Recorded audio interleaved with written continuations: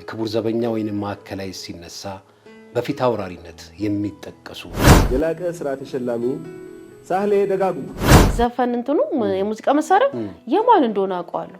ለመጣውባት ምድር እስከመለሰባት በፍቅር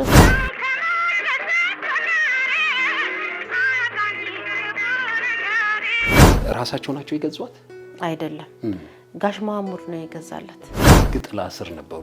ስለዚህ በጥይት ተመቷል። በሐሰት ለወጧት እውነትን ባፋቸው የቁም ነገር አምላክ ይቅር ይበላቸው። ብዙም አላስታውሰውም፣ ግን እንደዚህ ብሎ ጽፎላታል። እንዴት ልጆች ለእንጀራ እናት አሳያለሁ አላሳይም አለ። አባታችን ላፍቷል፣ ደክሟል። ባዶ ቤት ተኝቼ ስቃይን ሳዳምጥ ውላለሁ በሚል ርዕስ የተጻፈ ርዕስ ሆኖ የወጣው አሳምሮ ይቀብረኛል ስል ጥሌ ቀደመኝ በኢትዮጵያ ኪነ ጥበብ ውስጥ እጅግ በጣም ትልልቅ ሐውልት የሆኑ ስራዎችን የሰሩ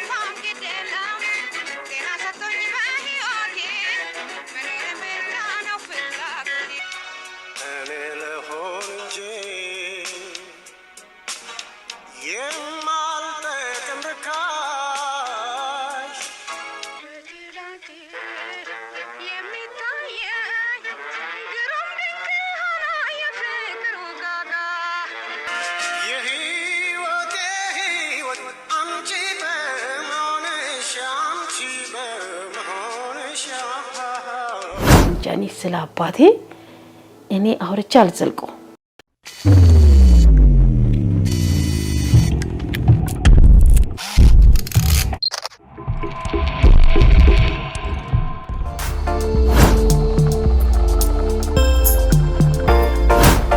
ተመልካቾቻችን እንደምን አላችሁልን?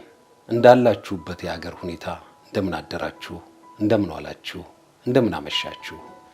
ዛሬ በኢትዮጵያ ኪነ ጥበብ ውስጥ እጅግ በጣም ብርቱ ትልልቅ ሐውልት የሆኑ ስራዎችን የሰሩ በዘመን ቅብብሎሽ ሁሉ የማይረሱ በጣም ታላቅ ሰው ቤት ተገኝቻለሁ። የግጥምና ዜማ ከሙዚቃ ጋር በማዋሃድ የሚታወቁ የክቡር ዘበኛ ወይንም ማዕከላዊ ሲነሳ በፊት አውራሪነት የሚጠቀሱ ኮሎኔል ሳህሌ ደጋጎ ቤት ተገኝቻለሁ። እኚህ ዛሬ በህይወት የሌሉ ስራቸው ግን እንደ ሐውልት ገዝፎ የተቀመጠ ለበርካታ ድምፃውያን ወደፊት መውጣት አንበሳውን ድርሻ የተወጡ ናቸው። እሳቸውን ያስታወስን ስራዎቻቸውን እያነሳሳን ከቤተሰብ ወይንም ከልጃቸው ህይወት ሳህሌ ደጋጎ ጋር እንጨዋወታለን። እንደው ሳንዘጋጅ ድንገት ነው የመጣ ነው። ህይወትዬ ስላገኘንሽ በጣም ደስ ብሎናል። እንደምን አለሽ? እግዚአብሔር ይመስገን። ስለመጣችሁ አመሰግናለሁ። እኛም በጣም እናመሰግናለን። አንቺ ለኮሎኔል ሳህሌ ደጋጎ ስንተኛ ልጅ ነሽ? እኔ መጨረሻ ልጅ ነኝ። የመጨረሻ ልጅ ነሽ? የአጋጣሚ ጉዳይ ሆኖ ኤርሚን አላገኘነውም እንጂ ከናንተ ቤት በዚህ በሳቸው ሙያ መስመር ውስጥ የገባ አንዱ እሱ ነበር። ኤርሚያስ ሳህሌ ነው። ያው ሙዚቃ መሳሪያ ይጫወታል። በጣም ጎበዝ ልጅ ነው። በኪነ ጥበቡም በጣም በርካታ ጊዜያት በተለያዩ ቦታዎች አሳልፏል። እንደው ስለ ኮሎኔል ሳህሌ ደጋጎ ያው ስራዎቹን መላው ኢትዮጵያውያን ከመሀል ሀገር እስከ ዳር ድንበር ያሉ ኢትዮጵያውያኖች በኪነ ጥበብ ያውቋቸዋል። ብዙ ስራዎችን ሰርተዋል። ኮሎኔል ሳህሌ ደጋጎ ልጆቻቸውን ሲያሳድጉ እንዴት ነበር? አባዬ በጣም ልዩ ሰው ነው። ማለት እናታችን ስትሞት እሱን ነው የምናውቀው እና ያን ያህል 28 ዓመት እናታችን ስትሞት እሱ ነው እናትም አባትም ሆነ ያሳደገን። እናትም ነው አባትም ነው። በቃ ፍቅር ነው። ልዩ ሰው ነው አባዬ ማለት።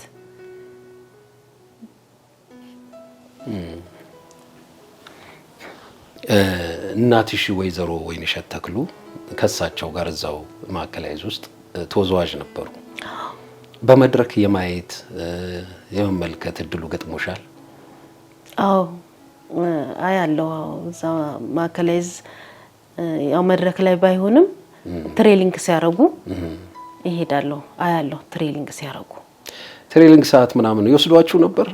ታያላችሁ?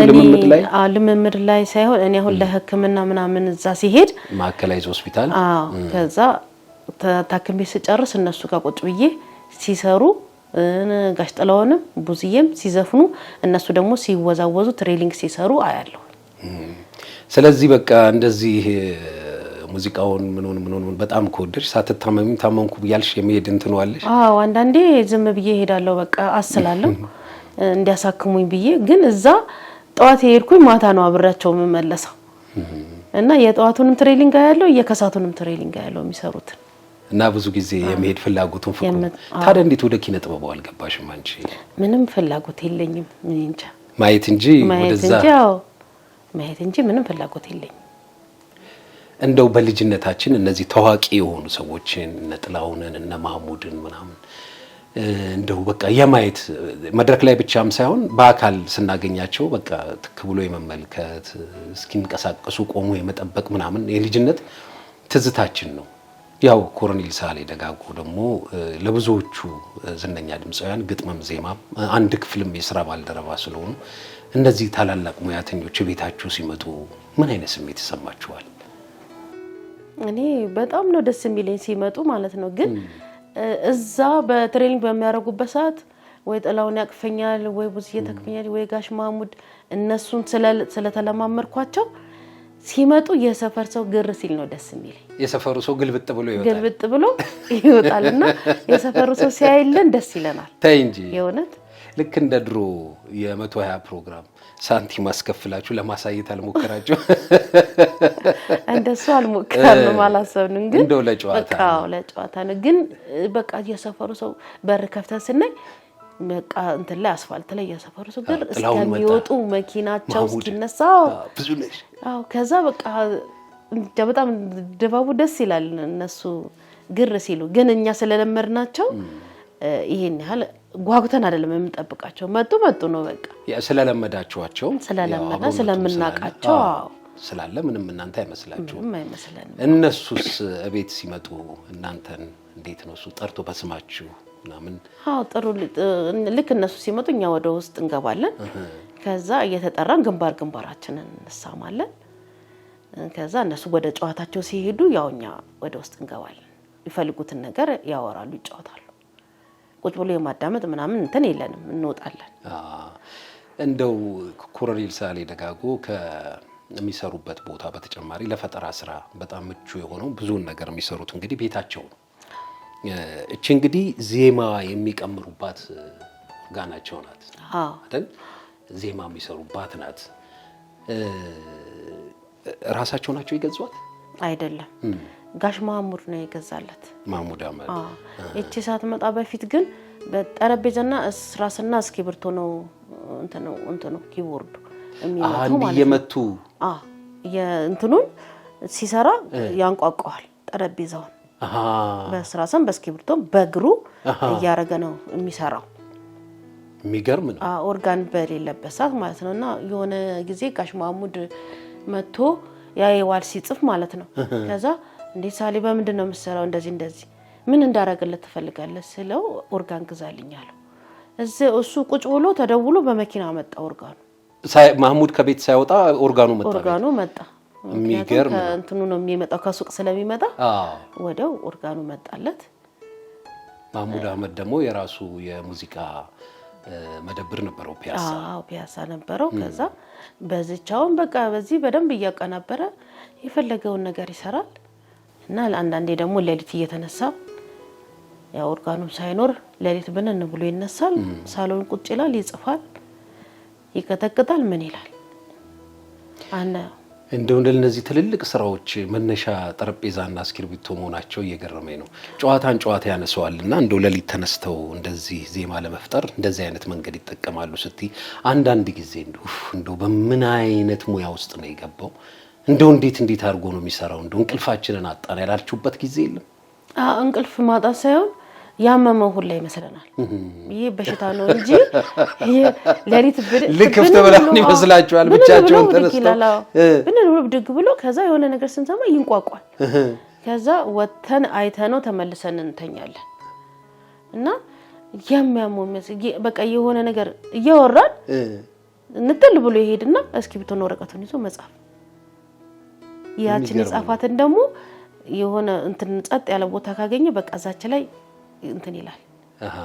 ዜማ ይቀምሩላታል። ዜማውን ያወጣለታልና አንዳንዴ የጤነኛ ነው ግን እንባባላለን።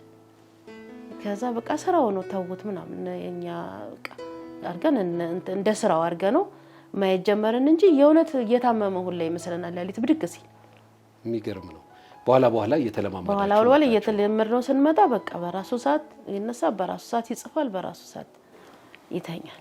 እንግዲህ ዛሬ ዘመን ተሻግረው የምንሰማቸው ስራዎች በምን አይነት ድካም በምን አይነት ልፋት እንደሚመጡ አንዱ ማሳያ ይመስለኛል። በጣም እንደው ጨዋታ ያነሳዋልና እንደው አንድ ቀደም ሲል የሰማሁት አንድ ታሪክ ነበረ። ብዙ ጊዜ መንገድ ላይ እየሄዱ የመጻፍ ወዲያው የመጣላቸውን ነገር ማስታወሻ ደብተራቸው ላይ የማስፈር ልምድ አላቸውና በአንድ ወቅት እዚህ ፈረንሳይ ለጋሲዮን አካባቢ አጀንዳቸውን ከፍተው እየጻፉ የሚጽፉበት ፊት ለፊት ያለ ቤት ውስጥ ያሉ አንዲት እናት ወጣ ብለው ጌታዬ መብራት ነው ውሃ እንዳሏቸው ይነገራል። ስለዚህ ነገር የምታውቂው ነገር አለ? አዎ እንደዚህ ሲሄድ አሁን ለምሳሌ መንገድ ላይ ይሄዳል አይደል? ብዙ ጊዜ ከዚህ ማከላይዝ የሚሄደው በእግሩ ነው። ሲመጣም በእግሩ ነው፣ በምንም አይመጣምና መኪና ቢታዘዝላት እንኳን አይመጣም። አሁን መንገድ ላይ እየሄደ ሁሌ እናየዋለን። እኔ አሁን ወደ ትምህርት ቤት ሲሄድ ራሱ አየዋለሁ። መንገድ ላይ ቆም ይልና አጀንዳውን ይዞ ጻፍ ያደርግና ደግሞ ከርኖ ይሄዳል።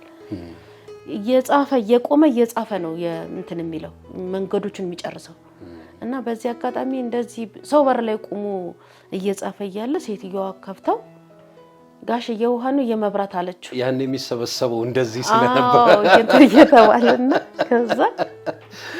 ከዛ አይ እናቴ አይደለም እኔ ስራ እየሰራው ነው ይቅርታ ብሎ እንትኑን ከፍቶ አሁን በቃ ሁሌ እቺን ነገር ይነግረናል። እናት እንደገባ ይሄን ነገር ነው ያጫወተን እና በቃ በመንገድ ላይ ሲሄድ የትም ቦታ ይሄድ እየጻፈ ነው የሚሄደው። ቆም ብሎ ጽፎ አስተካክሎ ነው የሚሄደው እና ለዛ ነው የውሃ ነው የመብራት ያለችው። እኔ በተደጋጋሚ አይቻቸዋለሁ። እንደዚህ የማየት እድሉም ገጥሞኛል በህይወት ዘመናቸው። እንደው አንድ ጥያቄ ልጠይቅሽ። ኮሎኔል ሳህሌ ደጋጎ ከእጃቸው የማይለይ በፍጹም ከእጃቸው የማይጠፋ ሲንቀሳቀሱ ሁለት ነገሮች ንገሪኝ ብልሽ ምንና ምን ትነግሪኛለሽ? አጀንዳውና እስክሪብቶ ነው የማይጠፋ። እውነት ነው። አጀንዳና እስክሪብቶ በፍጹም ከእጃቸው አይጠፋም። ለማው በእጁ ላይ ይዞ ነው በቃ የሚሄደው። ሀዘን ቤትም እንደዛ ይዞ ይሄዳል። እና አንድ ጊዜ እንደውም ቤት ውስጥ ማለት ነው እየሰራ የወንድሜ ልጅ ትንሽ ነው እና ዳዴ እያለ ነው የሚሄደው ልጁ ማለት ነው። ከዛ እሱ አቤ እየሰራ ቋቋቋ ያረጋ እግሩን እንደዚህ ያረጋል እና ልጁ ዳዴ እያለ አቤ አላየውም፣ እሱ እየሰራ ነው። ከዛ እጁን ከተተ አባዬ እግር ስር ማለት ነው። ልጁ እግሩን ከተተና አቤ ደግሞ ሰርቶ ጨረሰ፣ ረግጦታል። እዛው እሱ እየሰራ ነው፣ ልጁ እያለቀሰ ነው። አልሰሙትም፣ አላየውም፣ መስማት አላየውም፣ ስሜት ውስጥ ናቸው። እሱ እየሰራ ነው፣ ልጁ እግሩ ተረግጦ። ከዛ ድምጽ ስንሰማ ርጥን ስንመጣ እሱ እየሰራ ነው፣ እሱ እግሩ ስር ነው፣ ያለቅሳል ልጁ። እንዴ አባዬ ስንለው ከዛ ይሄ ምን አይነት ልጅ ነው እንደው ምን ልሰራ መጣ አሁን አላየሁትም እኮ አለን ማለት ነው። ያ እንግዲህ እንደ ጨዋታ አድርጎ እግሩስ ከተተ ያው ልጅ ስለሆነ አንዳንድ ጊዜ እንደዚህ ዜማ ምናምን ሲያወጡ እንደው ለመመገብም የሆነ ረፍት እንዲያገኙም ከመፈለግ የምትሰሪው አንድ ተንኮል ነበር አሉ ስሰማ። ምንድነው እስቲ ያጫውጪ? አዎ ምንም ረፍት የለውም። እሺ ለምግብ ለምንም ነገር ረፍት የለውም። ሙዚቃ ከጀመረ ረፍት የለውም እና ጌታቸው ነው መጥቶ እየሰሩ እሱ ይዘፍናል እየተሽከረከረ ጠረጴዛውን ይደበድባል። እሱ አቤ ቁጭ ብሎ ኦርጋኑ እየመታ ከዛ ቡና ፈላን። እሺ ተንተክትኮ አለቀ። ቁርስ አቀረብን። እሱ ካልበላ ደግሞ እኛ ብንሞት አንበላም። ከዛ በናይ 6 ሰዓት ሆነ ይሄ ሰውዬ አይወጣም ማለት ነው አለና ወጣሁና ባልቦላውን አጠፋሁት ማለት ነው ከዛ ባልቦላው ሲጠፋ የሱም ጭፈራ ሲያቆም አቤም ሲያቆም በቃ ከዛ እሱ ደከመኛልና ቁጭ አለ ጌታቸው እና አቤ ወይ መብራት እንደው ምን አይነት ነው እንደው ስራ እንዳንሰራበት ምናምን ሲል በቃ ጋሼ እመጣለሁ ተመልሼ ልሂድ አለ ተከራከረ ምግብ አብልተን አጠጥተነው ቡና ምን ብለን ቀስ ብለን ነው ያ መብራት ያበራነው ሰውየው ተመልሶ እንዳይመጣ ተረጋግተው ያው ለጤናቸው ማሰብ እና ከጀመረ ስራ መብላትም አያስታውስም መጠጣትም አያስታውስም አሁን እሳቸው ለቁጥር የሚታክቱ በርካታ ስራዎች ነው የሰሩት በርካታ የሙዚቃ ቀምረዋል ግጥምና ዜማ ደርሰዋል በርካታ ስራዎች ናቸው አሁን ግን ከዚህ ከፈጠራ ስራዎች መብት ወይም ከዚህ ከኮፒራይት ጋር ተያይዞ ያለ ፍቃድ ዝም ብለው የሚወጡ ስራዎች አሉ የእሳቸውን ስራ ከማስከበር ወይንም ደግሞ የባለቤትነትን መብት ከማረጋገጥ አንፃር ምን ያህል ስራ ሰርታችኋል ምንስ አድርጋችኋል እኛው ምንም የሰራነው ስራ የለም ምንም ያደረግነው ነገር የለም ምክንያቱም አባታችን ላፍቷል ደክሟል ለሊት እየዞረ ቀን ማታ ጨለማ ሳይል በእግሩን እየደበደበ ጠረጴዛ እየደበደበ አሳልፎ አንድ ቀን እንኳን ለመታከሚያ የሚሆነው ነገር አላፈራም ግጥምና ዜማ ሲሰራ የህዝብ ፍቅር ነው ያፈራው ከህዝብ ፍቅር ውጭ ምንም ያገኘው ነገር የለም እና ይሄን ነገር እንደዛ ሆኖ ታሙ እንደዛ እንትን ሲል ህዝብ ነው ያሳከመው የሰራው ስራ ለህዝብ እንጂ ሊያገኘው ነገር የለም እና እሱ የደከመበት እሱ ምንም ያላገኘበትን እኛ መተው ንስፈን ሲሉን ዝፈኑ ስሙን እንዳትረሱ ስሙን ግን አትርሱ ስለመጣችሁ እናመሰግናለን እያልን ነው ምንልካቸው የሚመጡትን ዘፋኞችን ማለት ነው እና ደግሞ በሌላ በኩል ደግሞ በሌላ መንገድ ደግሞ የሚዘፍኑ አሉ ለምን ዘፈናችሁ ብለን እንኳን ሄደን ተቃውመን አናውቅም ምክንያቱም ለሱ ያልጠቀመ ለኛ አይሆንም ስሙን ግን መነሳቱ ደስ ይለናል እና አቤ እንደሰራው ስራ አይደለም የሚሆነው እሱም ቢሆን ጋሽ ተዘራም ቢሆን እንደሰራው አይደለም የሞቱት አሟሟታቸው ማለት ነው የሚያሳዝን ነው እግዚአብሔር ይመስገን አድናቂዎቹ ልጁ እኔ ያለውልህ ብላ እነሱ ናቸው እንጂ እንትን ያሉት በፍጹም በዚህ በእንትን እዚህ ደረጃ ደርሷል የምትለው ነገር የለም ያባዬ ነገር እና ብዙ ስራ ሰርቷል እኔ እንደውም ለቡዝነሽ ይሰጣት ወደ መጣውባት ምድር እስከመለሰባት በፍቅር ሰውን ከማስደሰት በቀር አይወጣኝም ክፉ ነገር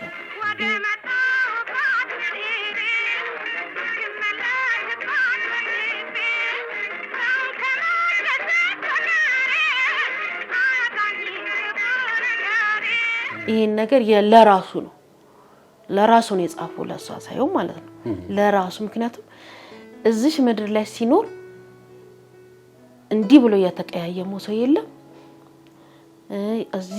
እዚህ ሰፈር ላይ አሁን ለምሳሌ አባት ነው እንደ አባትነት የገባ በልቶ ነው የሚወጣው ምግብ ባበላችሁት ጠጣ ነው የሚለው እና አንድ ቀን ክፉ ነገር ሳይናገር አንድ ቀን ከሰው ጋር ሳይጣላ ህይወቱ ያለፈችው ማለት ነው ከሰው ጋር ሳይነጋገር ክፉ ነገር እኔ ካንደበቱ ስድብ ሰምቼ አላቅም ከአባቴ ያን አመሰኖር ማለት ነው እና እቺን ግጥም የጻፈው ለራሱ ነው እና ብዙዬም ስትሞት ደግሞ እንትኗ ላይ ሐውልቷ ላይ እንዲጻፍ ያለው ይሄው ጽሁፍ ነው እሱ ነው አው ያ እንትን ያለው ለባለቤቱ ነግሮ እሱ ነው ያጻፈው ያንን ነገር እና እሷም እንደዛ ናት ስራዎቿም ንግግሮቿም ካንደበቶቿም የሚወጡት ነገርም ጥሩ ነገር ስለሆነ እቺ ነገር ሐውልቷ ላይ ይቀመጥልኝ ነው ያለው ወደ መጣሁባት ምድር እስከመለስባት በፍቅር ሰውን ከማስደሰት በቀር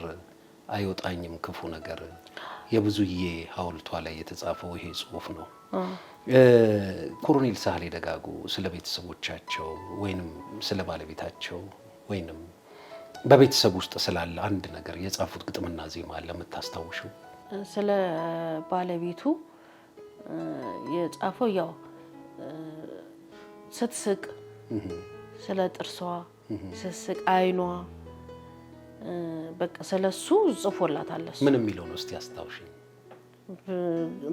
በእንትንም አላቆም ግን ጋሽ ጥላውን ነው የዘፈነው አው ወይ ጥርሷ ልቤን ረታው የሚለው ነው ወይንስ መንበረ በየነ ክሊፕ ላይ አይደለም ሌላ አለ መንበረ በየነ ይሰራችሁ ላይ አይደለም ሌላ አለ ስለ አይኗም ስለ ጥርሷ እዚህ ላይ እንትኑን ብታዩ አታስታውሹ ብዙም አላስታውሰው ግን እንደዚህ ብሎ ጽፎላታል እንደጻፈላትም ነግሮናል እሱ ዘፈኑን ግን አሁን ማስታወስ አልቻልኩም ዘፈኑን አላስታውሰው ኮሎኔል ሳህሌ ደጋጎ በ1991 ዓመተ ምህረት የኪነ ጥበባትና የመገናኛ ብዙሃን ሽልማት ተቋም ላይ የመጀመሪያው የህይወት ዘመን ተሸላሚ ተብለው በ1991 ይሄ ሽልማት በዮፍታይ ንጉሴ ስም የተሰየመ ሽልማት ነውና በወቅቱ ከነበሩት የሀገሪቱ ፕሬዝዳንት እጅ ሽልማት ተቀብለው ነበርና ምንድነው ሽልማቱ የነበረው የብዙሃን መገናኛ ነው እንትነው ሽልማት እንትኑ 20,000 ብር ተሸልሟል 20,000 ብር እና በቃ በጣም ደስ ይላል የሱን ጊዜ 1991 ላይ የተሸለመው ሽልማት ተሸልሞ ያውቅም ከዛ በፊት ሽልማት ያውቅም እና ይሄ ሽልማት ደግሞ ለሱ ትልቅ ነው በጣም ትልቅ ነውና በጣም ተደስቶበታል ደስ ያለው ሽልማት ነው ከክብር ነጋሶ ጊዳዳ ነው እጅን የተቀበለው እሳቸውን በማግኘቱ ራሱ ደስ ነው ያለው እና ሲመጣ ደስተኛ ሆኖ ነው የመጣው እኔ እንጃ በህይወቱ እንደዛ ተደስቶ የሚያውቅ አይመስለኝም በሙዚቃ ዘርፍ በዜማ ደራሲነት የህይወት ዘመን የ1991 የላቀ ስራ ተሸላሚ ሳህሌ ደጋጉ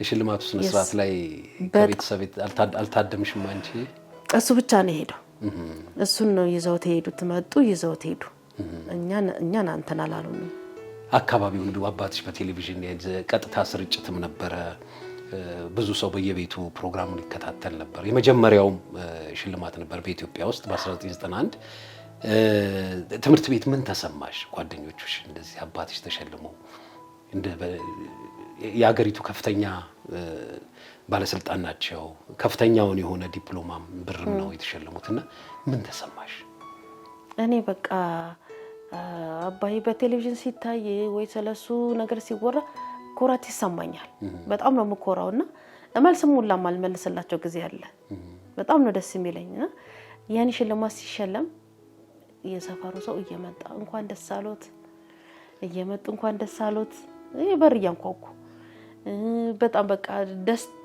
ህዝቡ በጣም ነው የተደሰተው አብሶ የፈረንሳይ ህዝብ ያው መቼም ባህላችን እንደዚህ ሰው ከሩቅ ቦታም ሲመጣ እንደዚህ ደስታ ሲያጋጥመው አረቂዋን በጋዜጣም ጠቅለል አድርጎ ፎም አስደፍቶ መምጣት አለና እንደዛ አይነት ነገር ነበር በጣም በቃ እንትን እህቱም ድፎ ደፍታ አረቂዋን ይዛ የሰፈሩ ሰው በቃ ሲመጡ በቃ ማስተናገዱላ ጀመረን ሰውን ማለት ነው እና ደስ ይል ነበር የዛን ጊዜ በቃ ወዲያው ወደ ህክምና ምናምን ብሩን እናስቀምጠዋለን ምን እናርገው ምክክር ጀመርን ከኔ ጋር ማለት ነው ያቺ 20,000 ብር በጣም ብዙ እኮ ነው ያኔ በወቅቱ 20,000 ብር በጣም ብዙ ነው እንግዲህ ስንት አሁን ሚሊዮን ምናምን ሊሆን ይችላል በጣም ትልቅ ነውና ልታጠፋው ራሱ በጣም እንትን ይላልና ብዙ ነገር ደስ ነው የሚለው በቃ ብዙ ነገር ቀየርን ብዙ ነገር አደረግን እና በጣም እንትን አለ ያችን ብር እንትን ይያልን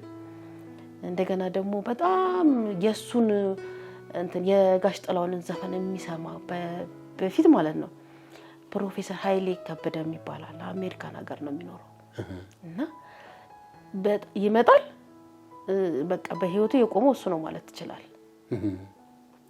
በወርቦር እሱ ነው እንትን የሚያደርገው ወጪ የሚያደርግለት በኪሱ ብር እንዳይጠፋ ይያለ በዚህ በደረቱ በዚህ ኪስ ብር የሚሰጠው እሱ ነው እና ጥላውንን ምንም ከሰው አይቆጥሩ ዘፈነ እሱ ዘፈነ እንጂ ትልቁን ስራ የሰራው እኮ ይሄ ሰውዬ ነው ፈጣሪ ነው እንደዚህ ሆኖ በማየቴ አዝናለሁ ነው የሚለው በጣም በህይወት እስካለ ድረስ እሱ ነበረ በቃ። እና በቃ ሆስፒታልም ስንሄድ አንከፍልም። የሚገርም ነገር ሄደን እንዴ ኮሎኔል ሳህሌ ናቸው እንዴ አስተኛቸው በነፃ አንድ ነገር እንዳከፍሉ ታክሲ ስንገባ ኮንትራት የሚያዘን ምን የሚያዘን አረ አባባ ደርሶማ እናስከፍልም ምናምን እያሉ ይሄ ፍቅር ማለት ታዲያ ከየት ይገኛል? እውነት ነው። ይሄንን ስለምን ሳይከፋው እንዲህ ሳላረግ ምን ሰርቼ እንደሆነ ይሄው ባዶ ሜዳ ላይ ቀረው። ግን የኢትዮጵያ ህዝብ ግን ያሳክመኛል ነው የሚለው ሁሌ ያሳክመኛል። የኢትዮጵያ ህዝብ ይረዳኛል። የኢትዮጵያ ህዝብ ነው ያለው ከጎኔ ነው። ሁሌ ንግግሩ ይችላል በቃ። ከ1983 በኋላ በህግ ጥላ ስር ነበሩ ኮሎኔል ሳህሌ ደጋጎ ለተወሰኑ ጊዜያትና ምን ተሰማችሁ? በጣም የሱ ጊዜ በጣም ነበረ በቃ የሚያሳዝን ጊዜ። ቤት እናት የለን፣ እሱ ነው ቤቱን የሚያስተዳድረው። በሱ ነው ያለነው። ምን በለው የምንጠጣው በሱ ነው፣ የምንማረው በሱ ነው። እሱ እንደዚህ ሲታሰር ሁሉ ነገር ጨለመብን። መነሻ ምክንያቱ ምንድነው? እሱ ምን አሏችሁ? እንግዲህ እንትን ሲል ስንጠይቅ አልተዋጋ ሄዶ ያደረገው ነገር የለም። ግን የግጥም ጦርነት ነው። በግጥም ጦርነት ፈጥራ አዋግተሃል ሰራዊቱን ነው የተባለው። እና ግፋ ወደ ፊት ያገሬ ጀግና ምናምን እያለ ጥላውን ገሰሰ በሚዘፍነው ዘፈኖች በዛ ነው እስር ቤት ሊገባ የቻለውና 7 ወር ታሰረ። 7 ወር ታስሮ በአንድ ሻለቃ አማካኝነት ነው የወጣው። እሱም ሻለቃው ከደርግ ወደ ኢህአዴግ የገባ ሻለቃ ነው። እና ምን ልሰሩ ይሄን ሰው ያመጣችሁት እዚህ? ግጥም ከመጻፍ ውጪ ምን ያደረገው ነገር አለ? ለጉብኝት ሄዶ ማለት ነው ሻለቃው ለጉብኝት ሄዶ አገኙአቸው። ምን ሊሰራ ብታየው በቃ ተጎሳቅሎ ምን እንደሚመስል ሲያሳዝነ። ከዛ ምን ሊሰራ አሁኑን ዕቃዎችን ጭና በትራንስፖርት ቤቱ አድርስ ተባለ። በትራንስፖርት ነው እዚህ ቤት ድረስ ይዘውት የመጡት። ምን እንደሚመስል ሲያሳዝን በቃ የዛን ጊዜ ከዛን ጊዜ ጀምሮ አይምሮም ተነካ፣ ጭንቅላቱም ታመመ፣ ወደቀ በቃ። እና በጣም ነበር የሚያሳዝነው የዛን ጊዜ ምንም በማያውቀው ነገር 7 ወር ይከብዳል፣ 7 ቀንም ይከብዳል። እሱ እስር ቤት የማያውቅ ሰውዬ ክፉ የማይናገር ሰውዬ እስር ቤት ሲገባ እንግዲህ አስበው። የት ነበር የነበሩት 7 ወር? ጦር ላይ ማሰልጠኛ። ጦር ላይ ማሰልጠኛ ነው የገቡት። ከዛ እዛ በቃ እንደማንኛውም እንደ ሽማግሌ እንኳን አያዩዋቸውም። እንደ ስፖርት ያሰራቸዋል፣ ምን ይላቸዋል። እና በጣም ሲነግረን በቃኛ በወር አንዴ ይፈቀድልሃል፣ በወር አንዴ ሄደህ አይተህ ትመጣለህ። እንደገና ደግሞ ቤት ውስጥ እዚህ ያስቀመጠልንን ብር አንዳንድ እያልን ጨረስን። በኋላ ላይ ጋሽ ጥላውን መጥቶ እስቲ እነዚህ ልጆች ላያቸው ብሎ መጣ። ሲመጣ አየን። ግባ ወደ ቤት ስንለው እሱ የሌለበት ቤት ነው ያልገባ ማለት ደጃፍ ላይ ቁጭ ብሎ አለቀሰ። ከዛ እህል ምናምን ሸምቶልን በእጃችን ገንዘብ ሰጥቶን አይዟችሁ አለው እሱ እስከሚወጣ ድረስ እኔ ያለሁላችሁ ምንም እንዳይሰማችሁ ብሎ ሄደ። እና ያችን ጊዜ ነው ማረሳትም የክፉ ቀናችን ነው። ጋሽ ጥላውን እንደው እሳቸው በህይወት ካለፉ በኋላ ስራቸውን ለመስራት ከፍለው ወይንም ፍቃድ ለማግኘት የመጡ አርቲስቶች አሉ። ወጣት አርቲስቶች ናቸው። ብዙም ስማቸውን አሁን እኔ አልይዛቸውም። እኔ ብዙም የዘፈን እንትን ስለሌለኝ አልይዛቸውም ስማቸውንና 1-3 ልጆች መጥተዋል። እነዛም ሰዎች ደግሞ ስለመጣችሁ እናመሰግናለን፣ ምን እንክፈላሉ። ሰኔና ኤርሚያስን ያናገሩት በቅርበት ሙለታችንን ነው የሚያገኙት። ምን እንክፈልኛ ስለመጣችሁ እናመሰግናለን። አባታችን ያልተጠቀመበትን እኛ ምን ይጠቅመናል? አባታችን ቢኖር ለሕክምናም ለምንም እናረጋዋለን። አሁን ግን ለኛ ምን ይጠቅመናል? እኛ አልለፋንበትም፣ አልደከምንበትም። ለሱ ያልሆነ ለኛም አይሆንም። ግን ስሙን ስለመጣችሁ ስለጠየቃችሁን ስሙን ስላከበራችሁ ስሙን እንዳትረሱ እና ስሩ ብለን እየፈቀድንላቸው ይሄዳሉ። ኮሎኔል ሳህሌ ደጋጎ በጣም ከሰሯቸው ትልልቅ ስራዎቹን ግጥም የማን እንደሆነ ዜማ የማን እንደሆነ ከሙዚቃ ያቀናበረው ማን እንደሆነ በዶክመንት በጽሁፍ አስቀምጠውላችኋል። በእናንተም በስነ ስርዓት ይዛችሁ ተመልክቻለሁና በጣም በርካታ ስራዎች ናቸው የሰሯቸውና አንዳንድ ጊዜ አንዳንድ እነሱ ካለፉ በኋላ ስም ለማግኘት ከሚደረግ ጥረት ያልተገባ ስም ለመውሰድ አንዳንድ እንቅስቃሴዎችን ያለው ግጥሙን የጻፍኩት እኔ ነኝ እንደዚህ የመሳሰሉ ነገሮች አንዳንድ ጊዜ ይነሳሉ።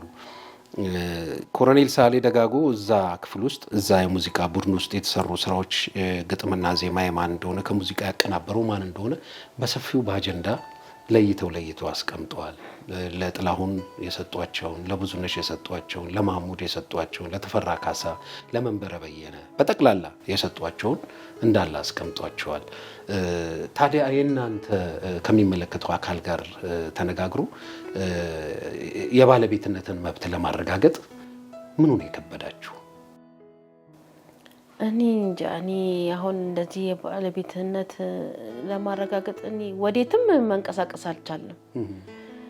እኔ አሁን የተጎዳው አባቴ ነው እና ያ ነገሮቹ በቃ ጭንቅላቴ ላይ ይመጣብኛል። ይሄ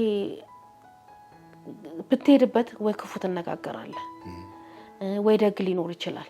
ያ ነገሮችን ነው እኛ አሁን እየሸሸን እየራቅን ያለ ነው እና መስራት የፈለገ ይስራ፣ ሰርቶ መስራት የፈለገ ደግሞ መጥቶ አስፈቅዶ ይስራ። አይ አናስፈቅድም ካሉ ደግሞ ምን ታረጋዋለህ?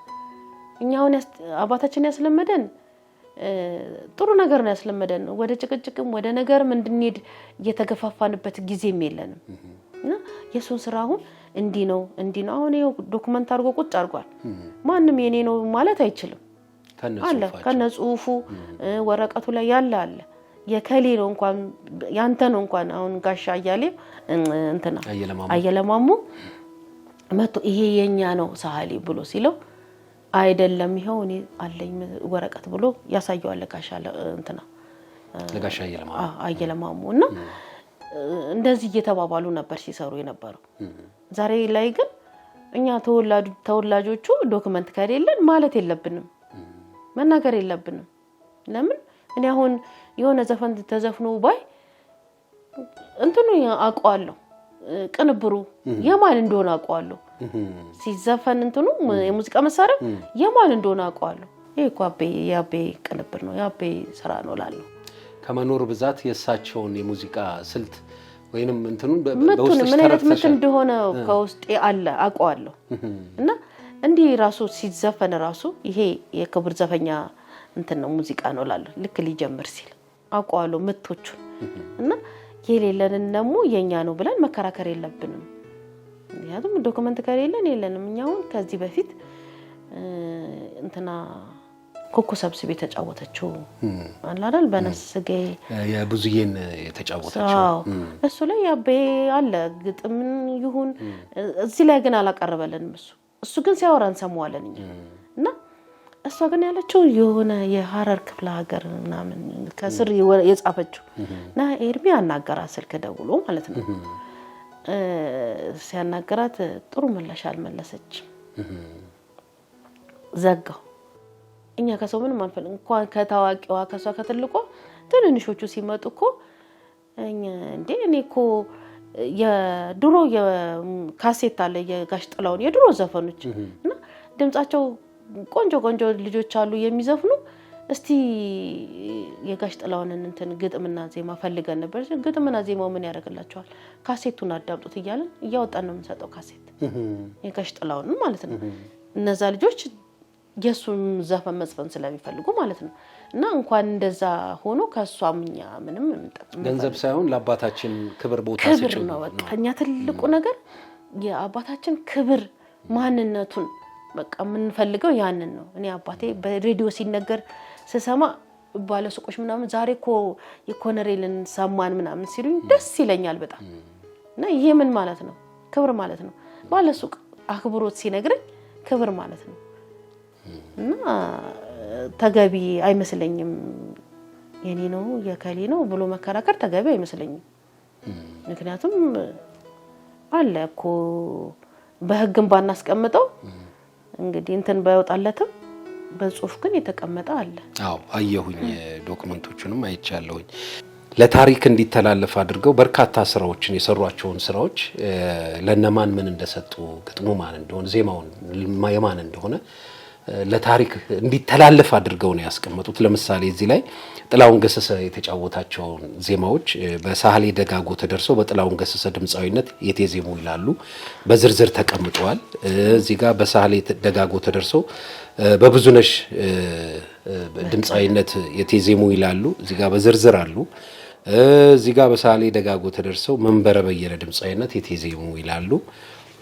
ወደዚህ ስንመጣ በሳህሌ ደጋጎ ተደርሰው ማህሙድ አህመድ ያዜማቸዋሉ ሌላው ደግሞ ተደርሰውና ተዘጋጅተው በስራ ላይ ያልዋሉ ብለው ርዕሳቸውን የራሳቸው ግጥምና ዜማ እንደሆነ ማለት እንደዚህ ተቀርተው ተጽፎ የተቀመጡ ስራዎች ናቸውና ለትውልድ እንዲተላለፍ አድርገው በስነ ስርዓት ነው ጽፎ ያስቀመጡት አንዳንዴም ደግሞ ሐሳብ ሲመጣላቸው የሚጽፏቸው ነገሮች ወደ ኋላ እየሄድኩ ያየው ነበር ከዛ ውስጥ እቺን ስንኛ አገኘው ታተማ ይሁን አይሁን ግን አላወኩኝም በሐሰት ለወጧት እውነትን ባፋቸው የቁም ነገር አምላክ ይቅር ይበላቸው ብለው የጻፏትን አየውና ገረማይ ነውና ምናልባት ወጣም ሊሆን ይችላል አልወጣችም ሊሆን ይችላል ተመልካቾች እንግዲህ እቺን ስኒ ሶረውር የሚያውቋት ከሆነ ከስር ያስቀምጡልናል ብዬ አስባለሁ እነዚህ ብቻ አይደሉም በርካቶች ናቸው ሌላው እዚህ ጋር በርካታ ስራዎችን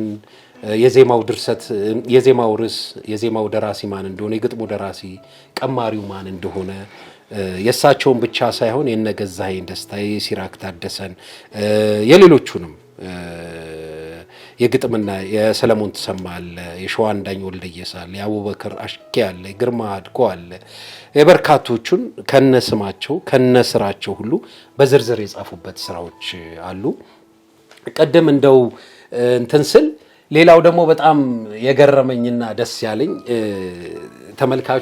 ተመልካቾቻችን ድሮ እንግዲህ ታስታውሳላችሁ በተለይ ማስታወቂያዎች ከሙዚቃ ጋር ተዋህደው ለተመልካች ይቀርቡ የነበረበት ዘመን ነበረ ያን ዘመን ታስታውሳላችሁ አሁንም አልፎ አልፎ እንደዚህ አይነት ማስታወቂያ አሰራሮች አሉ ለኮሎኔል ሳህሌ ደጋጎ ለናሽናል ፓናሶኒክ የሰሩት ማስታወቂያን ግጥም አይቼ ትንሽ ደስ ስላለኝ ላካፍላችሁ እጅግ በጣም ጥሩ አገልጋይ አቻ የለውም ወደር ባለም ላይ ናሽናል ፓናሶኒክ አንጋፋው ይሁን ዘውትር የሁሉም ሰው ምርጫው አንዲት ቅንጣት ግድፈት እንከን የሌለበት ዋስትና የሚያኮራው የላቀ በጥራት ለቤት ለንግድ ቤት ለመዝናኛ ስፍራ ነው ናሽናል ፓናሶኒክ እጹብ ድንቅ ስራ እያለ ይቀጥላል ይህንን ብቻም ሳይሆን ኮንደም በመጠቀም ለጤና እጅግ በጣም አስፈላጊ እንደሆነ የሚዘረዝር የተለያዩ የማስታወቂያ ግጥምና ስራዎቻቸውን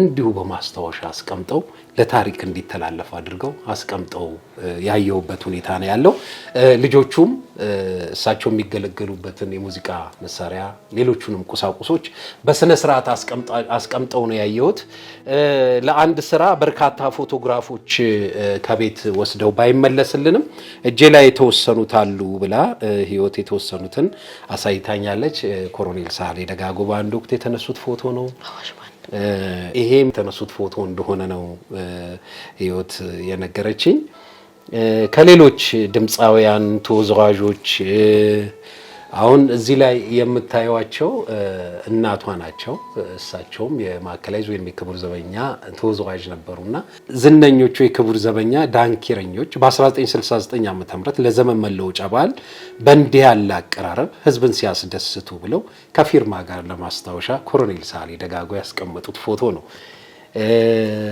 እዚህ ላይ እንግዲህ የምናየው ብዙዬን ነው ብዙዬ እንግዲህ ስራዎቿን ለህዝብ ስታቀርብ ነው ይሄ ፎቶ ይመስለኛል ከቤተሰብ ነው መሰለኝ ለኮሎኔል ሳህሌ ደጋጎ የተሰጠው ተካልኝ ጸጋ ከሚባል ሰው ይመስለኛል እንግዲህ ከጀርባው ላይ የማነበው ነው የምነግራችሁ እና ይሄ ፎቶ የታተመበት ወይንም የታጠበበት ፎቶ ቤት ማህተም ሁሉ አለውና የሚገርሙ ፎቶዎችን ነው እዚህ ላይ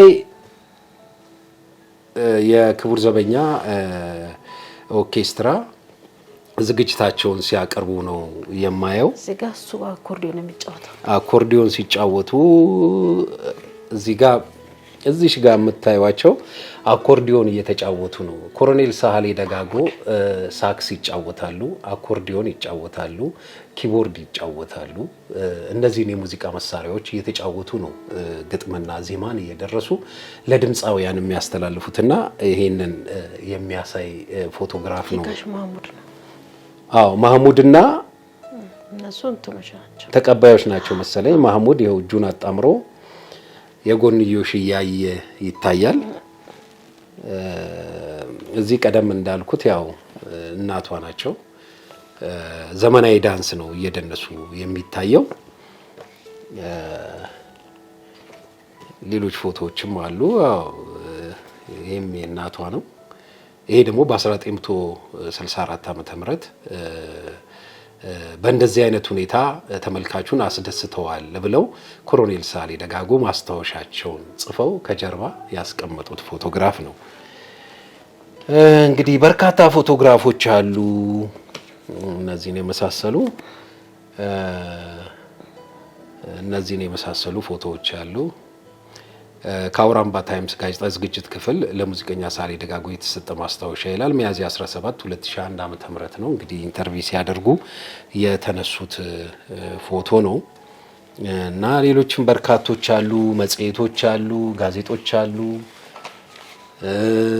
ቃለ ምልልስ ያደረጉባቸው ጋዜጦች አሉ ርዕስ ሆኖ የወጣው አሳምሮ ይቀብረኛል ስል ጥሌ ቀደመኝ በሚል ርዕስ ነው ያው ከሳቸው በፊት የሙያ ባልደረባቸው የሚወዱት ድምጻዊ ጥላሁን ገሰሰ በህይወት ማለፉ እጅግ በጣም አሳዝኗቸው በእንዲህ አይነት ሁኔታ አውራምባ ታይምስ ለተባለ ጋዜጣ የሰጡት ቃለ ምልልስ ነው መጽሔቶች በርካቶች ናቸው ያው እሳቸው በህይወት ዘመናቸው ሁልጊዜ የማይለያቸው እስክሪብቶና አጀንዳ ነው በርካታ አጀንዳዎች አሉ እነዚህ የምታዩዋቸው እውነት እዚህ ላይ ያሉት ታሪኮች ለዘመን ለትውልድ እንዲተላለፉ ሆነው የሚቀመጡ ናቸው የግጥም ስራዎቻቸው የሌሎችም ገጣሚያን ዜማ ደራሲያን የማን እንደሆነ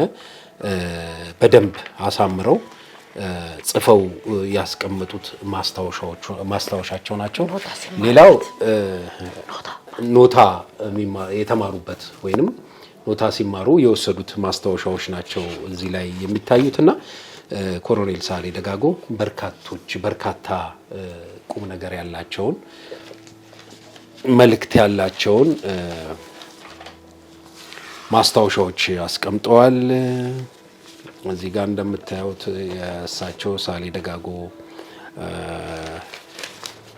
እንትን ያለ ነው እዚህም እንደምታዩት እንግዲህ ታመው ባዶ ቤት ተኝቼ ስቃይን ሳዳምጥ ውላለሁ በሚል ርዕስ የተጻፈ ዜና ነው እና ሌሎችም አሉ ለትውልድ እንዲቀመጥና ለታሪክ እንዲቀመጥ አድርገው በስነ ስርዓት አስቀምጧቸዋል እጅግ በጣም የሚያስደስት ነው በርካታ ግጥም በርካታ ዜማ ከሙዚቃ ጋር በማዋሃድ በማቀናበር በርካታ ስራዎችን ሰርተዋል ወደፊትም ወደ ኋላም እያልኩ እንጫወት የእሳቸውን ስራ ለማስታወስ እሳቸውን ለመዘከር ነው ይሄንን ፕሮግራም ያዘጋጀ ነው እንደው ጋሽ ሳህሌ ግጥም ምናምን ሲሰሩ ያው እንግዲህ ኑሮና አኗኗራችን አንድ ቦታ ላይ ቸምቸም ያለች መንደር ውስጥ ነው የሚኖሩትና እንደው ከጎረቤት አረባክህ ያላቸው ሰው የለም አረባክን ተኛበት ያላቸው ሰው እንዲህ አይነት ነገር አጋጥሟቸው አያውቅም አዎ አያጋጥሞን አያውቅም ምክንያቱም ቤት ውስጥ እንትናችን ግቢያችን ትንሽ እንትናችን የተራራቀ ነው ከሰው ጋር ማለት ነውና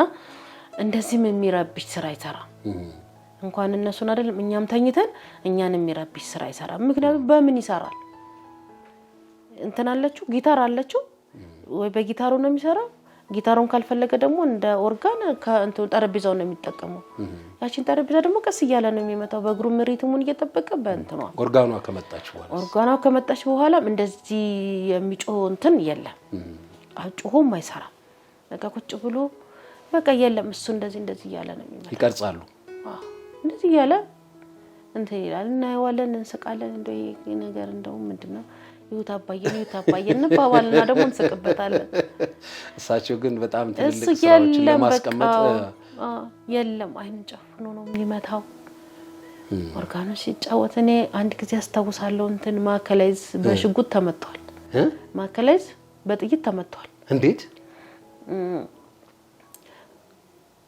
ኮሎኔል ኃይሉ ወልደ ማርያም ከጥበቃ ጋር ይጣሉና ጥበቃው ጋር ተነጋግረው ወደ ቢሮ ይገባሉ አሁን ያ ጥበቃ ቀባብሉ ወደ እሳቸው ሊመታ መጀመሪያ ከተነጋገሩት ሰው ጋር ማለት ነው ከዛ ሊተኩስ ሲል ይሮጡና ይደበቃሉ እሳቸው አባዬ ቢሮ ይደበቃሉ ጥበቃው ተደብቆ በር ላይ እየጠበቃቸው ነው የገቡት አባዬ ቢሮ ነው አባዬ ደግሞ እንትን ፒያኖን እየመታ ጨርሶ 6 ሰዓት ሲሆን እንትኑን ዘጋግቶ ፒያኖ ምኑን ዘጋግቶ በሩን ከፍቶ ወጥቶ ሲል መታው ከሞት ኔዳ ነው እዚህ ላይ ተመቶ ማለት ነው አረባክሽ ሆነት ኦፕሬሽን ተሰርቶ ከጎና አጥንት ወጥቶለት እዚህ ላይ ገብቶለት ነው የዳ ነው በጣም ይገርማል እና እንደዚህም ማለት ነው በጣም ከባድ አደጋ ነው ከባድ አደጋ ከሞት ነው የተረፈው ግንቦት 7 ዕለት ነው የተመታው በጣም እንትን የሆነ አደጋ ነው እና በወቅቱ በቃ እሳቸው እዚህ ሮጠው ገብቷል እውነትም ደግሞ 2 ክፍል አለ መለማመጃና ያባዬ እንትና የተቀመጠችበት እቺ ኦርጋን የተቀመጠችበት ቦታ አለ እሳቸው ሮጠው የገቡት መለማመጃው ክፍል ነው አባዬ ደግሞ አላያቸውም ሲገቡ እሱ ስራውን ጨረሰ ከደነ ወጣ ሲወጣ አርጎ መታው እዚህ ላይ ነው መታው አጥንቱ ተሰበረች እዛ ከጎና አጥንቱ ወጥቶለት ነው እዚህ ላይ የተሰራለትና ይሄ ማጋጣሚ አለ በጣም ዳግመኛ በጣም ትልቅ እድል ሰጣቸው በጣም ያሳዝን ገጠመኝ ነው ያሳዝን ነው በጣም እንትን የሚል ነው ከዛ በኋላ ስራዎችን ለመስራት ምናምን አልተቸገሩም በቃ ከዛ በኋላ ደና ሆነ ያው ብረት ገባለት በብረት የሚገርም ብረቱ ተረስቶ በህይወት በቃ አብሮ ነው የሞተው ብረቱም አብሮ ነው የሞተው አላወጡለትም ተረሳዛው ማለት ነው ደና ሆነ ግን እንደዛም ሆኖ ይሰራል ምንም እንትን ያለው ነገር የለም በጡረታ ከተገለሉስ በኋላ ሌሎች ስራዎች ለሌሎች ሙዚቀኞች ምናምን ለመስጠት አልሞከረም ከጡረታ ተገለለ ታመመ እዚህ ሰነድ ላይ ያልታተሙ የግጥምና የዜማ ስራዎች እንዳሏቸው በዝርዝር ተመልክቻለሁ ወይንም ህዝብ ዘንድ ያልደረሱ እነዛንስ ህዝብ ዘንድ እንዲደርስ ለማስተላለፍ ምናምን ያረጋችሁ ጥረት የለም ምንም ጥረት የለም እንደተቀመጠ ተቀምጧል ምንም ጥረት ያረግነው ነገር የለም የሚፈልግ ሰው ቢመጣ አሁን እናንተ ታስተናግዳላችሁ የሚፈልግ ሰው ቢመጣ እናስተናግዳለን አሉ ኦሮምኛ አሉ አማርኛ አለ ብዙ ኦሮምኞች የጻፋቸው አሉ አው እሳቸው እንትና ራሱ ጦር ላይ ቁጭ ብሎ ራሱ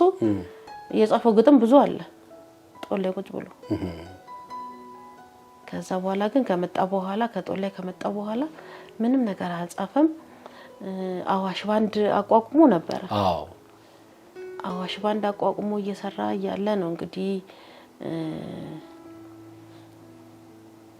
ምን ላርግልህ ሲሉት የምንድነው የሆነ ድርጅት ነው አላረስቸዋለሁ እና ጦረታ ወጣልና ምን ላርግልህ ሲል እኔ ብሰጠኝ ልጆቼን አበላለሁ እንደኔ ደግሞ ከጦረታ የተገለሉ ጓደኞቼ ሲራቡ ማየት አልፈልግምና ተሰብስበን ባንድ እንክፈት ሲል ያ ሰውዬ ወደ 75000 ብር ነው የሙዚቃ መሳሪያ ገዛላቸው መሳሪያ ግዙ ብሎ ሰጣቸው የሙዚቃ መሳሪያ ገዙ ተቋቋመ ባንዱ ሲሰሩ በመሃል ላይ እሱም ማመመው የጤና መታወቅ ተጠማቸው ትንሽ ከውስጥ ካሉት ጋር ተጋጩ አንዳንድ ቢረብሹ ሰዎች አሉ እነሱ ጋር ተጋጩ ባንዱን ትቶላቸው ወጣ እና ያ ባንዳው ምን እኛም አናውቅም ትቶላቸው ብቻ ያንን ባንድ ወጣ እና እንደዛም ሆኖ ደግሞ በየክፍለ ሀገሩ ይሄዱ ይሰሩ ነበር በዚህ ጦረታ ከወጡ በኋላ ባንዱን ይዘው ማለት ነው እና በሱ ትንሽ ይሰራ ነበር መንቀሳቀስም ጀምረው ነበር ከዛ ከባንዱ ወጣ በቃ ቤት ውስጥ ቀረ ጭንቅላቱ ታመመ ያው የነርቭ ኬዝ ያዘው ጥርሱም ሲነቀል ነው ነርቭ እንትን ያለው ደናው ጥርስ ስለተነቀለ ነርቭ ተነካ እና በዛው በቃ ጭንቅላቱን ያሙ ጀመር በቃ በመድኃኒት ያው 7 አመት አልጋ ላይ ቆየው ታመመ ያው ትንሽም ጭንቅላቱን ይሄን ያህል ሰርቼ እንደዚህ ሆኜ ዞር ብሎ የሚያየኝ የለም ምናምን እያለ ስለነበረ ያን በሽታው እሱም አብረው ተደራረቡበት እና በቃ እዛ ነው ያረፉት 2002 ነው 2002 ላይ ነው ያረፈው እንደው ከሳቸው የማትረሹው በህይወት ዘመናቸው ቤተሰቡን እንደው በማዝናናት በመጫወት የማትረሹ ገጠመኝ ምን አለ እኔ ምንም እንትን የለም የሚያዝናናን ነገር የለም አባዬ እሱ ግን በር ሲያንኳኳ እንትኗን ድምጿን እንሰማለን የምንዋን የበሯን ትለያለች ሙዚቃ በለው የሚያንኳኳው ማለት ነው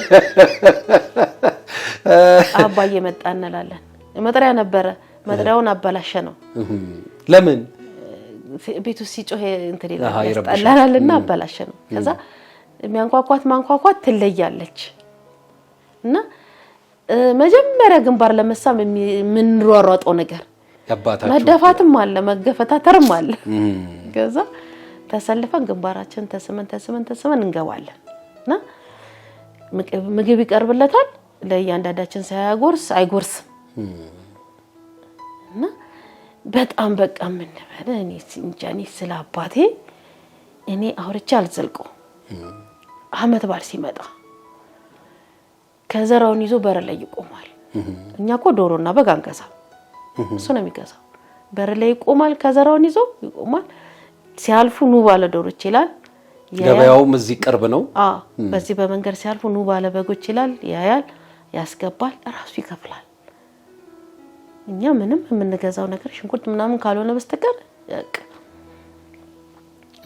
በቃ እንደኛኮ እንደ እናት እንደሌለው ሰው ሆነን አይደለም ያደግነው ምን ያው ስለናቴ እኔ ስለማቅ ነው ሌሎች አሁን አያውቁም ስለናታቸው እኔ አሁን ስለናቴ ምክንያቱም እዛም ስለሚሄድ ስለማቃት እንጂ እኔ እናቴ በጣም አላውቅም እናትም ሆኖ አባትም ሆኖ ያሳደገን እሱ ነው እንደ እናት እንዳይከፋን የሚገርም ነገር አግባ ይሉታል አንድ ጓደኛው አግብቶ እንዳገባ ሞተ አግባ ይያለው ውሃ የሚያጠጣን እንኳን የለም ይያለው ማለት ነው የኔ አባት ግን የልጆቼን እኔ እንዴት ከወይንሸት ጋር እኮ ነው አብሮ የተቀበረው እንዴት ልጆቼን ለእንጀራ እናት አሳያለሁ አላሳይም አለ በህይወት እስከ ሞተ ድረስ እኛ ነን ያለነው ከኛ ጋር ነው የሞተው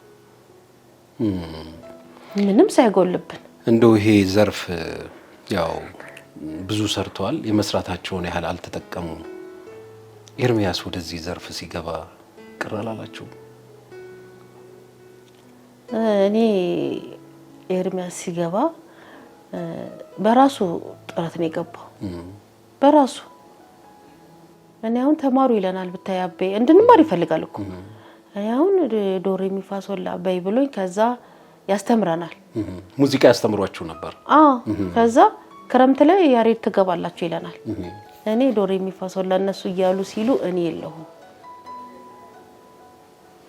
እሱን ግን ያስተምረዋል እንዴት ሪትሙ እንዴት እንደሚሆን እንዴት እንደሚመታ እንዴት እንደሚደረግ ያስተምረዋልና አንድ የሚያክስታችን ልጅ አለች እሷም በጣም ትፈልጋለች እንደዚህ ማለት ነው እና አብረው እነሱ ተመዘገቡዛ ያሬድ ሙዚቃ ትምህርት ቤት ማለት ነው ከዛ እኔም ተመዘገብኩ ለኔም ማንንም አስመዘገቡ እዛ እስቲ ታይ ዶሬ ሚፋሶላ ያልኩ ስንት አመት ሙሉ ስል እኔ ለዚህ ነገር አልፈልግም ብዬ ሁለቱ ቀጠሉ እሷም የሆነ አመት ላይ አቋርጠች ተወቹ። ኤርሚ ግን ቀጠለ በዛው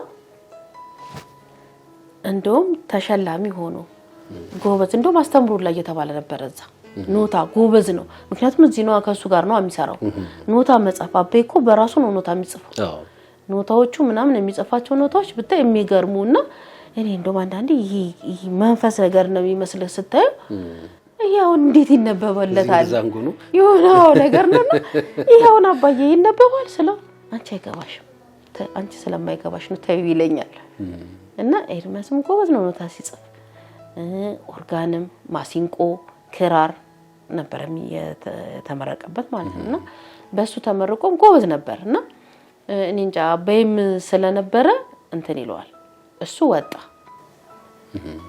እሱ ወጥቶ ያው እንግዲህ ሲሰራ ነበር አሁን በህመም ምክንያት ከሰራዊቱ እንትን ብሎ ወጣ እና እዛ መከላከያ ነበር ሲጫወት የነበረው መከላከያ ኦርጋን ይጫወት ነበር የባህል ሙዚቃ ማሲንቆም እንደሚጫወት አውቃለሁ እንደው ለማንሳት ያህል ያው የአንድ ቤተሰብ አባል ናችሁ ወንድምሽ ነው እሱ ደግሞ ከሙያው ከዚህ ከኪነ ጥበቡ ደግሞ በጣም ርቆ ነፍሱን ይማርየው በጣም ጀግና ኳስ ተጫዋች ነበር በጣም ጎበዝ ኳስ ተጫዋች ነበር እሱስ ወደ ሙዚቃው ለመሄድ አልተገፋፋም ነበር አይ ምንም አልተገፋፋም የሚያስበው ሁሉ አይመስለኝም ነፍሱን ኳስ ሲጫወት በጣም አቃለው በጣም ጎበዝ ተጫዋች ነበር ዳግሜም እሱን ኳስ ሲጫወት ነበር አዎ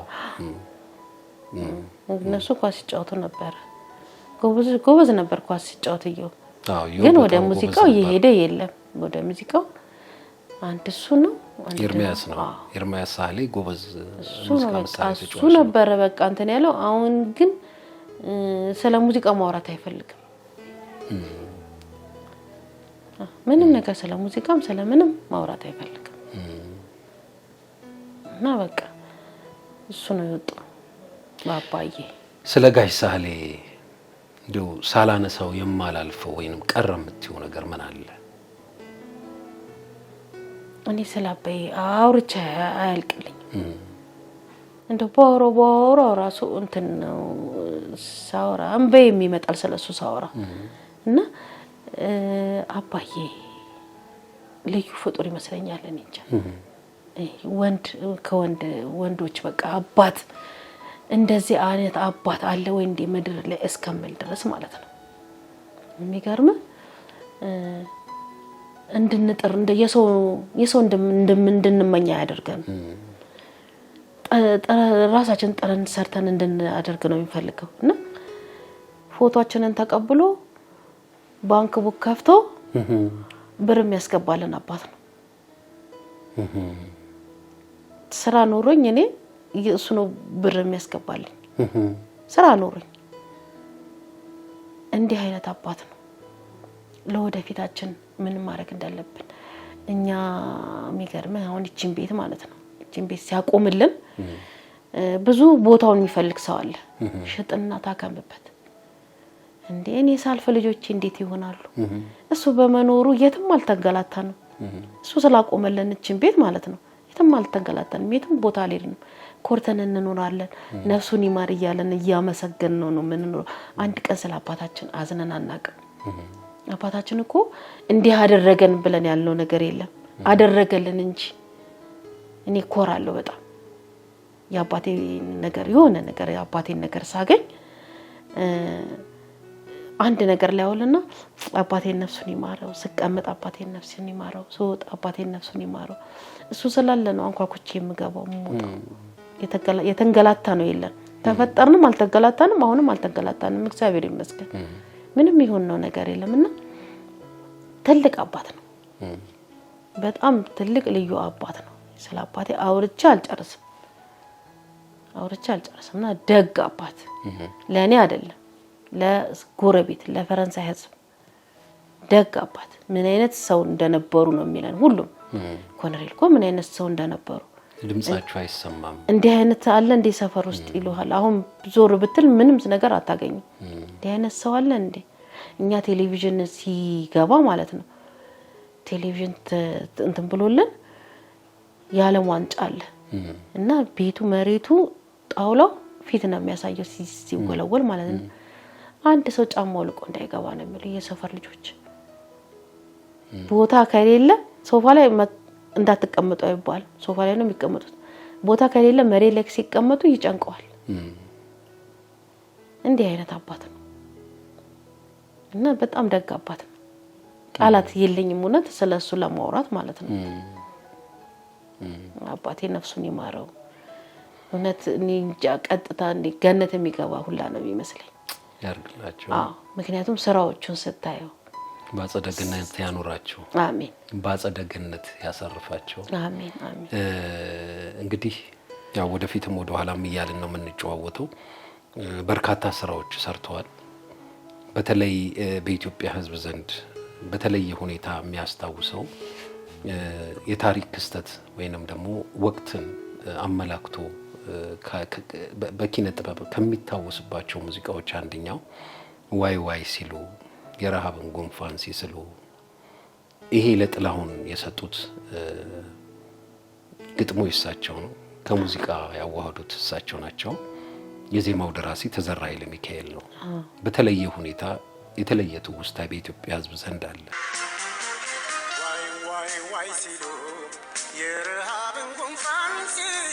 እሳቸው ከሰሯቸው ሙዚቃዎች ላንቺ በተለየ ሁኔታ የምታስታውሽው የትኛውን ነው? እኔ በቃ ዋይ ዋይ ሲሉን ስሰማው ራሱ እኔ ዋይ ዋይ ራሱ ለእሱ ሲሞት በቃ ዋይ ዋይ ለሱ ሞት ይመስለኛል። ዋይ ዋይ ማለት ነው እና ሲነግረን ማለት ነው። እኔ አሁን አላየዋቸውም በአካል ሂጄ በቴሌቪዥን ይሆናል የምናያቸው ኢትዮጵያ ውስጥ በተነሳው ድርቅ የችግሩ ማለት ነው እና ችግሩ ምክንያት ሲያወራልኝ ምስላቸው አጥንት ምናምን ስጋው ተላቆ ምናምንና በፊልም የማየው ነገር ነው በአካል ሲገልጽልን እሱ ማለት ነው። እና በጣም ነው ያዘነው። ያለንን ብር አዋጣን ዳቦ በማዳበሪያ ገዝተን እሱንም ሰተናቸው እኮ የሚጠጣም ገዝተን አላረካቸውም። እና ያንን ዳቦ እየሰጠን እሱ እንትኑን መጻፍ የጀመረው ባይናቸው ያዩትን ነገር ባይኑ ያየውን ነገር ነው። እና ሁሌ የሚሰራው ግን ነገሮችን በሁሉ የሚሰራቸው ነገሮች ባይኑ የሚያያቸው አካባቢው ላይ ያለ ነገር ባይኑ ያየ ነውና እኔ በጣም ነው የምወደለት ዋይ ዋይ የሚለው ዘፈኑና ወደ መጣውባት ምድር የብዙዬ የብዙዬ እና እሱ ብዙ ለብዙ ሰዎች ብዙ ስራ ሰጥቷል። ብዙ ስራዎችም የሚያምሩ ናቸው። የሚጣሉ የሉም። እውነት ነው። ትክክለኛው መንገድ ነው። እውነተኛውን መንገድ ነው እየተናገረ ያለው ማለት ነው። በመጽሐፍ እየነገረን ያለውና እወድለታለሁ በጣም ዋይ ዋይ ሲሉ እሱም ሲያወራው እያለቀሰ ነው የሚያወራው። ይሄ ነገር ሲጠየቅ ሚዲያ ላይ ሲጠየቅ እንባው ነው የሚቀርመው። ያለቀሰ ነው የሚያወራው ምክንያቱም አይቶታል ቦታው ላይ ነበርና እና እነዚህን ነገሮች ስላየኋቸው እንባዬ ነው የሚቀርመው ይላል። እና እነዚህ ስራዎችን በጣም ነው የምወድለት። ይሄንን ስራ ጨምሮ ሌሎችም ጥላሁን የሰራቸውን ስራዎች በአንድ ወቅት ላይ በዘመናዊ መንገድ ለታሪክ እንዲቀመጡ በተሻሻለ አይነት ጥራት ባለው ሁኔታ ዳግመኛ እንዲሰሩ ተደርገው ነበር በአንድ ኢትዮጵያዊ ባለ ሀብት አማካኝነት። ቁጥር 1 ቁጥር 2 እየተባለ ቁጥር ተሰጥቷቸው የወጡ ተከታታይነት የነበራቸው የጥላሁን ገሰሰ ሙዚቃዎች ናቸውና በዛም ወቅት እነዚህ ሲሰሩ ድጋሚ ኮሎኔል ሳሌ ደጋጎ ክፍያ አግኝተዋል ወይ? እንዴት ነበር ታስታውሻለሽ? እንደዚህ አይነት ነገር እኔ ምንም የሰማሁት ነገር የለም። የተከፈለውም ነገር የለም፣ ያገኘውም ነገር የለም። እኔ አሁን ይሄ መሰራቱ ራሱ እኔ አላቅም እንደዚህ መሰራቱ እና እኔ አባዬ ምንም ያገኘው ነገር የለም፣ የተከፈለውም ነገር የለም። እንግዲህ በርካታ ሙዚቃዎች ሰርተዋል። የትኛው ግጥም የሳቸው፣ የትኛው ዜማ የሳቸው፣ የትኛው ከሙዚቃ እንዳቀናበሩት ብዙዎቹ እንትን ስላሉ በመሃል እንግዲህ ለአድማጮቻችን እናደርሳለን።